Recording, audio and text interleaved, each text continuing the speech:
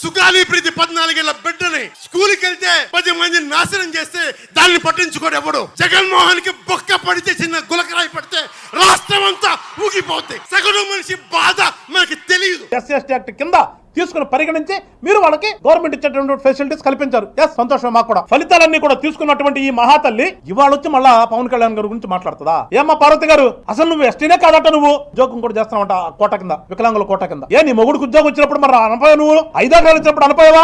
నీకు 5 సెంట్ల స్థలం ఇచ్చినప్పుడు అనపోయావా? నాకు ఇవేమి వద్దు, నాకు ముందు నా కూతురికి అన్యాయం జరిగింది, అది న్యాయం చేయాలి, నాకు దాన్ని తేల్చండి అని నోట్లోంచి మాట్లాడలేదు. నీకు ఆ రోజు డబ్బులు కావాలి. నీకు పవన్ కళ్యాణ్ గారు గొంతెత్తి మాట్లాడిన తర్వాత నీకు డబ్బులు వచ్చేదానికి ఆహా ఓహో అనుకుంటూ ఆ డబ్బులు మొత్తం తీసుకున్నావు. డబ్బులన్నీ తీసుకుని అనుభవించిన తర్వాత నీ మొగుడు ఉద్యోగం కూడా వచ్చిన తర్వాత ఇవాళ గుర్తొచ్చింది మళ్ళీ నీకు. మళ్ళీ ఇవాళ తగుదనమంటే నేను ఏడ చేస్తాను? జగన్మోహన్ రెడ్డి కూర్చోపో వెళ్ళి. నువ్వు కూడా అదే కులం అంట కదా.